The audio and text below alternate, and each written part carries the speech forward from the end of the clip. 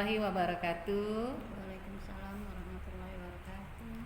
Pada kesempatan kali ini saya akan melakukan aksi coaching untuk supervisi akademik bersama rekan saya Ibu Hasmayuni SPD.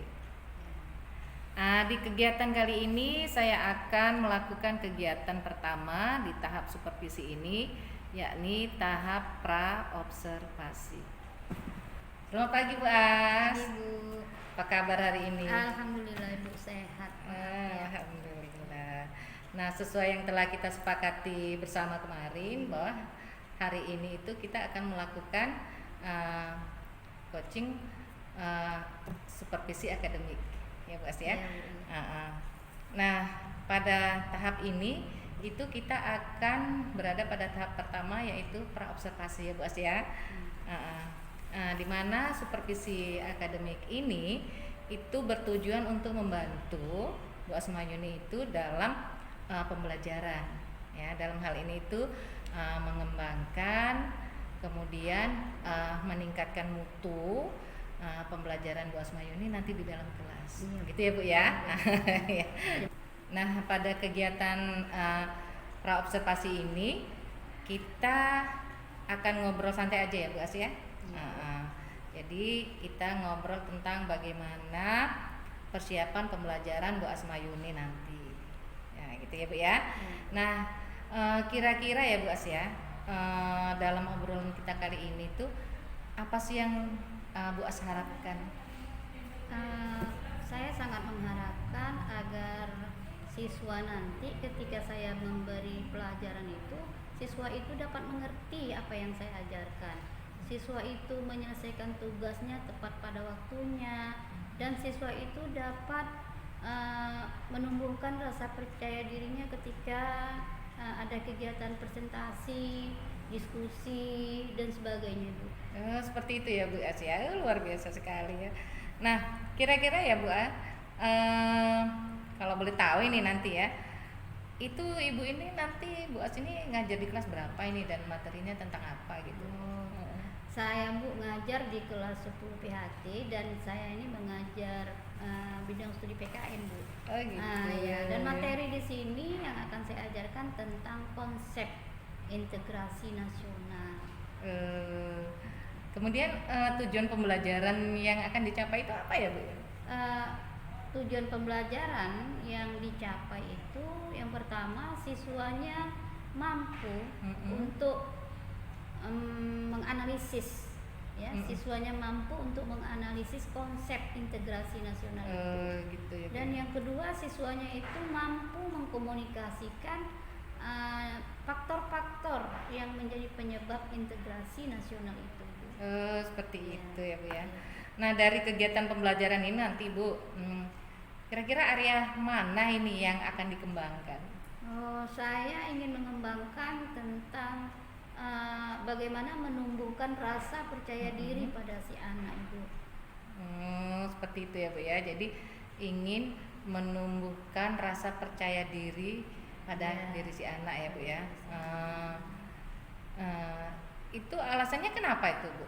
Karena setelah saya perhatikan dari beberapa kegiatan pembelajaran saya, banyak anak-anak ini atau siswa-siswa kita ini Bu masih banyak kurang rasa percaya dirinya. Seperti itu. Jadi saya ingin supaya anak itu sama-sama berani untuk mengemukakan pendapatnya, menjelaskan materi-materi apa yang diminta. Seperti itu ya Bu ya, bagus sekali ini. Nah, ini nanti untuk mencapai ini itu kan pasti kan ada strategi atau apa itu. Jadi kalau dia berbentuk strategi lah itu, kira-kira strategi apalah itu yang akan Ibu gunakan dalam pembelajaran ini? Strategi ya Bu ya. Kalau strategi yang saya gunakan itu permainan Bu, permainan game gitu ya, permain game. Jadi untuk menumbuhkan rasa percaya diri anak itu, saya membuat bola ya, bola dari kertas itu, dan saya memilih siswa yang mana yang memang kurang percaya dirinya. Nah, itu yang akan saya lemparkan. Saya lemparkan dan siswa itu wajib berdiri dan menjawab pertanyaan yang saya berikan. seperti itu ya. Ada lagi Bu kira-kira Bu? Di samping itu juga di dalam presentasi ya tidak hanya anak yang sama saja Bu yang mengemukakan, yang mempresentasikan gitu. Saya ingin semua anak itu harus bisa dalam mempresentasikan ya hasil-hasil diskusi tersebut supaya anak itu dapat berani ya. Berarti selama ini tuh yang menjawab atau yang mempresentasikan tuh anak yang sama gitu ya, iya, Bu, dia aja sama, gitu ya. Kalau ditunjuk pun anak ini enggak mau, dia menunjuk kawannya juga. Kaulah seperti ya, itu. menarik sekali ya Bu As ya. Nah kemudian kan dari strategi yang Bu As buat ini kan tentu ada kendala yang dihadapi ya kan. Kira-kira apalah itu kendalanya? Kendalanya itu masih juga ada beberapa anak itu yang ketika kita kasih tugas atau dapat lemparan bola, dia masih enggan untuk berdiri untuk menjawab pertanyaan gitu. Dia masih juga seperti semula gitu Bu. Jadi saya tetap akan berusaha lah untuk meningkatkan rasa percaya dirinya ketika dalam pembelajaran itu. Seperti itu luar biasa sekali ya Bu As ya. Nah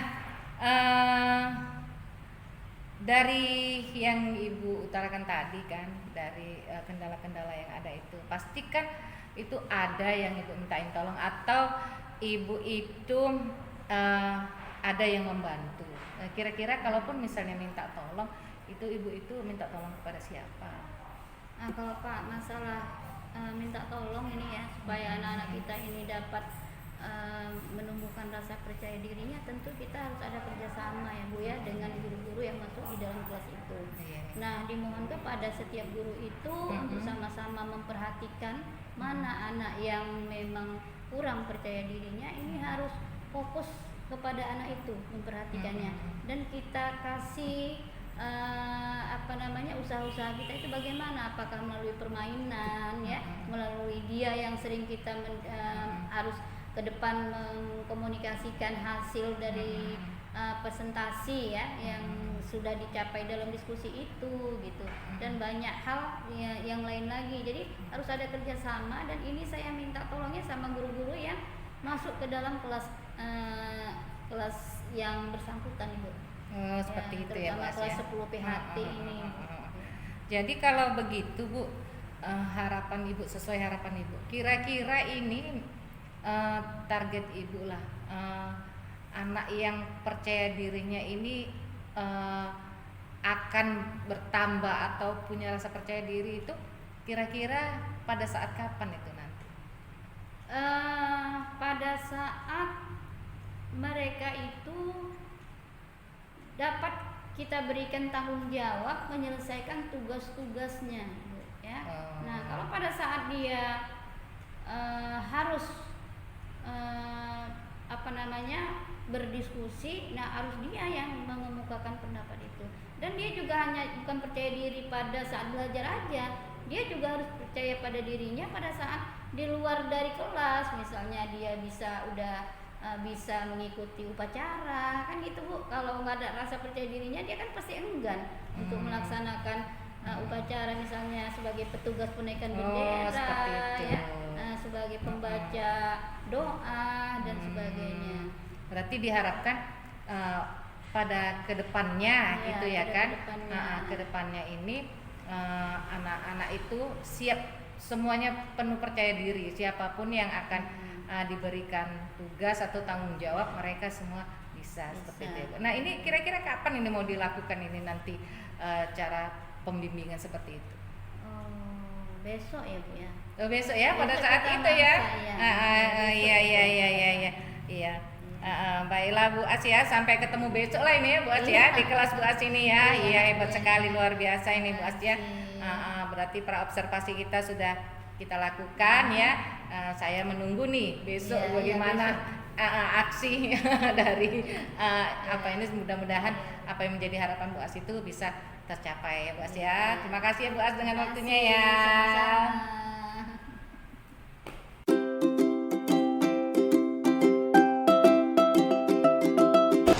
Selamat pagi anak-anak ibu semua. Pagi Ibu. Ya, semua semangat ya. Hari ini kita belajar kembali sebagaimana biasanya. Tapi sebelum kita mulai, tolong perhatikan dulu nak. Adakah sampah di bawah mejanya, di dalam mejanya, atau rapikan dulu tuh tempat duduknya yang mana belum rapi ya. Tolong dirapikan. Itu kain-kain jendelanya itu nak tolong. Ya, kain jendelanya dirapikan. Nah, itu diturunkan kain jendelanya. Oke. Ya. Baiklah anak-anak ibu, karena kalau kita sudah rapi ya. Nah sekarang marilah kita berdoa ya sebelum kita memulai pelajaran. Kita berdoa, dan siapa yang memimpin doanya pada hari ini silakan.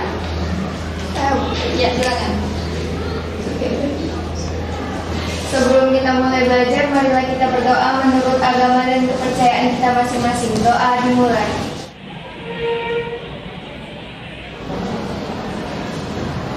Doa selesai. Baiklah anak-anak ibu, masih ingat materi kita minggu yang lalu tentang keberagaman? Ya, kita kan minggu yang lalu bercerita tentang keberagaman. Jadi ibu ingin tahu, anak-anak ibu masih ingat tentang keberagaman atau pengertian keberagaman? Siapa yang bisa? Oke, silakan. Apa itu keberagaman? Keberagaman adalah kondisi masyarakat dapat menghormati perbedaan dari segala aspek yang dapat menyatukan negara menjadi harmonis. Jadi harmonis. Oke, baik. Ada lagi yang bisa tentang keberagaman? Apa itu keberagaman? Anak ibu? Siapa lagi? Ya, silakan. Keberagaman adalah suatu kondisi yang terdapat bermacam-macam perbedaan yang dimiliki oleh setiap individu di tengah kehidupan bermasyarakat. Ya, oke, ya. Berarti anak-anak ibu masih mengingat atau sudah memahami pengertian keberagaman yang kita pelajari minggu yang lalu. Karena keberagaman itu sangat penting dalam mendirikan suatu keutuhan negara Republik Indonesia. Karena negara kita ini adalah negara keberagaman ya, yang di dalamnya ada berbagai agama, berbagai adat istiadat, suku, ras dan sebagainya. Oke, anak-anak ibu, hari ini materi kita tentang integrasi nasional. Ya, tujuan dari kita mempelajari ini supaya anak-anak ibu dapat menganalisis bagaimana tujuan dari integrasi nasional itu, dan juga anak-anak ibu dapat mengkomunikasikan faktor-faktor pembentukan integrasi nasional. Oke, baik anak-anak ibu, hari ini materi tentang integrasi nasional dengan tujuan pembelajarannya ya. Yang pertama, siswa mampu menganalisis konsep integrasi nasional. Yang kedua, siswa mampu mengkomunikasikan hasil analisis tentang faktor-faktor pembentukan integrasi nasional. Oke? Nah, sebelumnya ibu ingin tahu apakah ada anak-anak ibu yang sudah mengerti tentang integrasi nasional ini? Siapa? Tentang integrasi nasional ini ada? Tunjuk tangan. Baiklah anak-anak ibu, kalau memang tidak ada yang berani untuk menyatakan pendapatnya ya tentang pengertian dari integrasi nasional ini, ibu akan memberikan atau melemparkan bola ini ya. Siapa yang ibu lempar dan dia wajib untuk menjawab pertanyaan ibu dengan berdiri. Ya, silakan berdiri siapa yang ibu lempar nanti ya, dan memberikan jawaban dari pertanyaan itu. Ya, siap ya? Siap. Oke, siapa ya? Kita lempar dulu, kita cari dulu.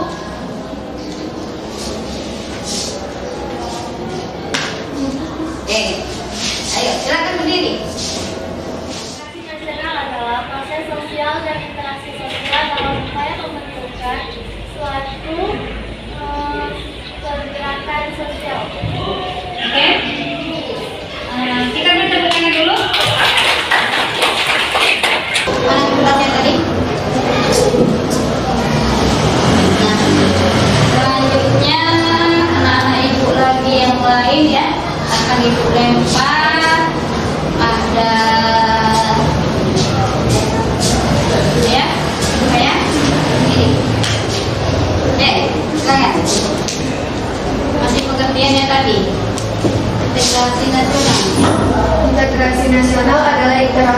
sosial dalam upaya penyatuan berbagai bentuk kelompok sosial budaya.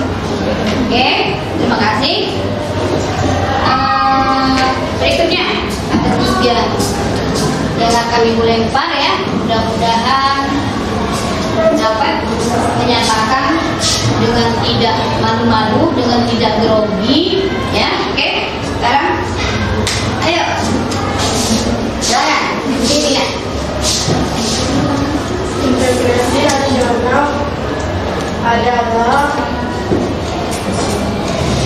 proses sosial analisis dengan upaya penyatuan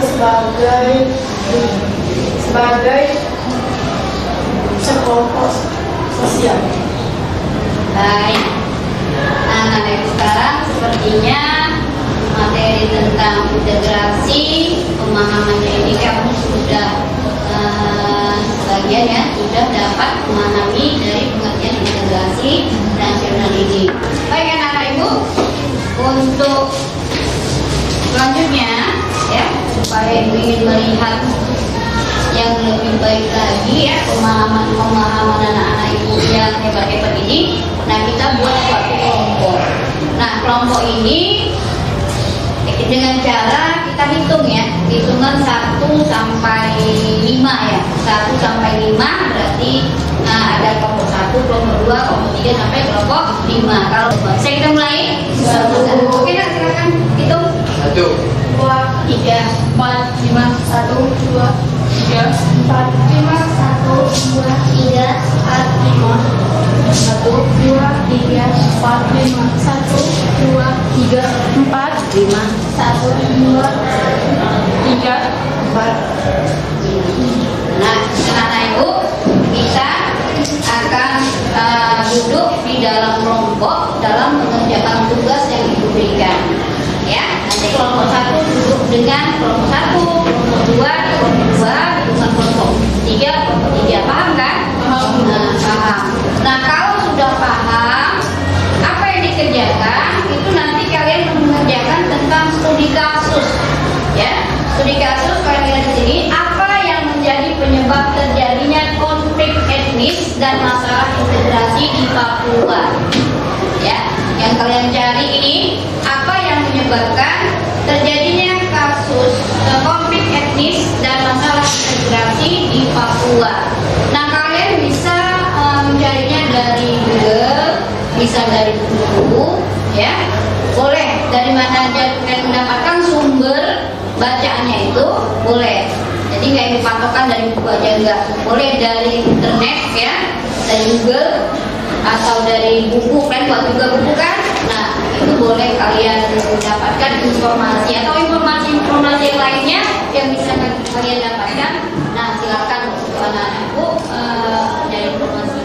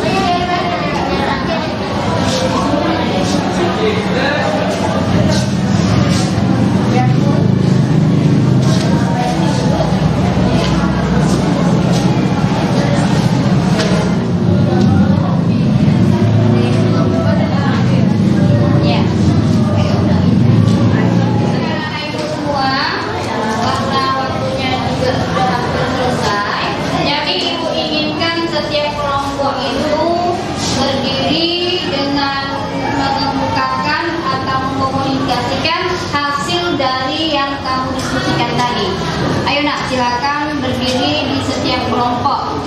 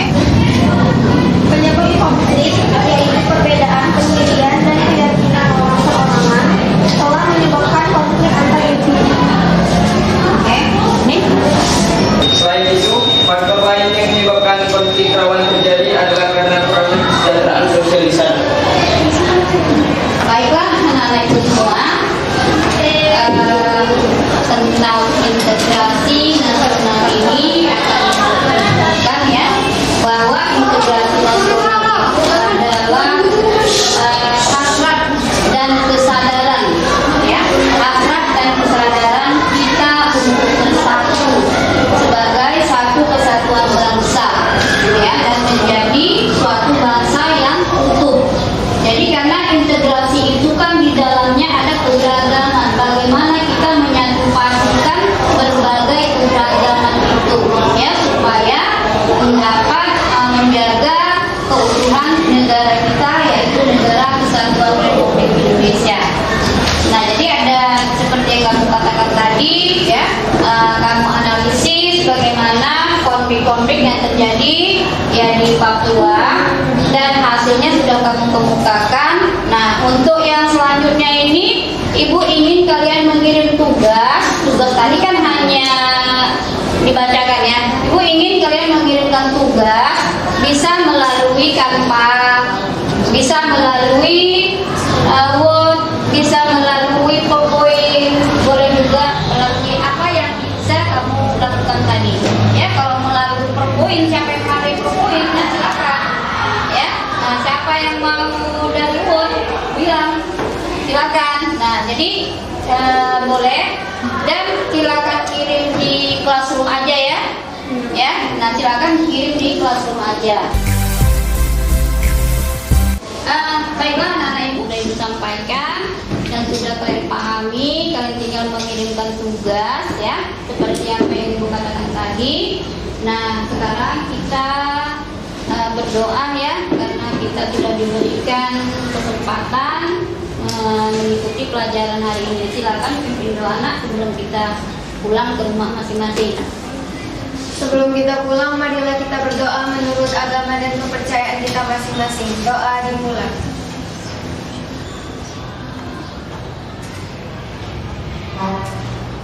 Doa selesai.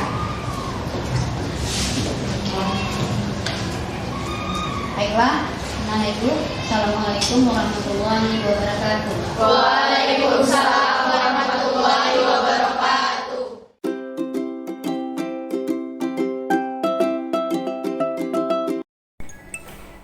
Assalamualaikum warahmatullahi wabarakatuh, Bu As. Waalaikumsalam warahmatullahi wabarakatuh. Nah, ini kita jumpa lagi nih ya kan, setelah kemarin kita sudah pembelajaran di kelas kan, observasi. Hari ini kita melanjutkan kegiatan kita yang namanya dengan pasca observasi. Ya Bu As ya. Jadi ada beberapa hal yang akan saya tanya-tanya ini. Ya apa ya? Kita mulai saja ya Bu As ya. Silakan. Oke, yang pertama, setelah kita pra-observasi, kemudian kita lanjut ke ke pembelajaran ya, observasinya, maka saya tanyakan, kira-kira apa aktivitas yang sudah Ibu kembangkan setelah pembelajaran atau observasi kemarin itu kita lakukan? Apa aktivitas pengembangan pembelajaran yang sudah Ibu lakukan? Baik Bu Yeni, pada waktu pembelajaran kemarin, aktivitas yang dikembangkan itu yang pertama menerapkan budaya positif secara terus-menerus sehingga menjadi karakter murid. Ya, yang kedua mengembangkan materi pembelajaran berdiferensiasi. Sedangkan yang ketiga pengelolaan pembelajaran inovatif dan menyenangkan. Dan yang keempat mengembangkan anak untuk memahami materi-materi secara konkret. Gitu ya. Jadi kita sudah menuju ke pembelajaran yang menyenangkan ya Bu As ya. Kemudian kalau begitu dengan aktivitas pengembangan yang sudah Ibu rasakan ya, apa tujuan yang hendak Bu As capai? Adapun tujuan yang saya capai ataupun mesti saya capai itu terbentuknya karakter melalui budaya positif Nah, murid lebih memahami ya. Yang kedua, murid lebih memahami materi yang disajikan dalam bentuk media yang berbeda-beda. Lalu murid belajar dengan gembira dan menyenangkan. Dan berikutnya memberikan contoh konkret dari pemanfaatan berbagai sumber belajar dari lingkungan tersebut. Jadi memanfaatkan sumber-sumber belajar itu dari lingkungan yang tersedia ya. Itu luar biasa sekali itu ya Bu As ya. Kemudian ini pertanyaan selanjutnya nih ya Bu As ya. Kalau dikatakan ukuran keberhasilan, kalau kita ada skala 1 sampai 9, itu Bu As itu sudah di level yang mana gitu, kira-kira? Dalam ukuran keberhasilan ini, murid selalu menunjukkan sikap positif dimanapun dia berada, itu di level yang ke-9. Oh, level 9 ya. Oh, udah 9. level yang gitu ya. Lalu mampu menyelesaikan LKPD dengan baik, itu juga skala ke-9 ya. Skala 9. Lembar kerja ya. peserta didik ya. Lembar kerja peserta Iya. didik. Dan selalu fokus dan tidak bosan mengikuti pelajaran. Nah, itu juga ukuran keberhasilan menurut saya. Dan murid mampu menjelaskan kembali materi ya, materi-materi dengan jelas. Berarti sudah luar biasa sekali itu ya, skalanya rentangnya kalau dari 1 sampai 9 dia sudah di 9. Berarti tinggal untuk dipertahankan saja ya Bu As ya. Aduh, senang sekali hati saya mendengarkannya. Kemudian kalau ini berlanjut ya, kira-kira pendukung yang mendukung inilah ya keberhasilan ini, siapa saja yang terlibat, Bu As? Ya, baik Bu Yeni. Untuk pendukungnya di sini, salah satunya adalah Ketua MGMP, rekan-rekan sejawat, BP, Kepala Program, Wakil Kurikulum, dan Kepala Sekolah. Ya. Lalu Ketua MGMP, rekan sejawat ini selalu memberikan dukungan yang sepenuhnya ya. Berarti rekan sejawat Sekolah ini itu ya. memberikan dukungan ya, Ya, Bu As dukungan ya. sepenuhnya. Luar biasa. Kepala sekolah tadi ya, kemudian Ketua MGMP, kemudian Kepala program, Kajur ya, wakil kepala sekolah bagian kurikulum, ya kan, sarana prasarana. Berarti ini harus semua warga sekolah itu ya harus ikut menjadi ya, pendukung keberhasilan ya untuk mengembangkan diri siswa kita. Seperti itu ya. Kemudian waktu kalau kita bicara tentang waktu, apakah ada ininya misalnya 1 bulan kah, 2 bulan kah untuk melaksanakan ini semua atau bagaimana Bu As? Masalah waktu tidak ada Bu. Selagi kita melaksanakan pembelajaran itu secara terus-menerus kita lakukan. Oh, berarti tidak ada batas waktu ya? Tidak ada batas waktu. Oh, seperti itu. Luar biasa sekali ini. Berarti setelah kita lakukan praobservasi, kemudian Bu As langsung terjun menerapkannya ya di pembelajaran yang Bu As lakukan. Sekarang ternyata apa yang Bu As lakukan itu kalau menurut saya itu sudah maksimal dan kalau skalanya tadi 9 berarti itu sudah kategori yang luar biasa, yang berhasil. Alhamdulillah. Terima kasih ya Bu As untuk waktunya. Sudah meluangkan waktu. Semoga anak-anak kita ke depan ya semakin smart lagi ya dengan kita terus menggali potensi mereka. Amin. Terima kasih ya Bu As. Sama-sama. Baiklah rekan-rekan dan guru-guru hebat yang ada di seluruh Indonesia. Demikianlah proses coaching pasca observasi yang telah saya lakukan. Ya, saya Yeni Sum Elianti, guru dari SMK Negeri 13 Medan, calon guru penggerak angkatan 7, dan teman saya yang diobservasi adalah Ibu Hasmayuni. Demikian saya akhiri dengan Assalamualaikum warahmatullahi wabarakatuh. Waalaikumsalam.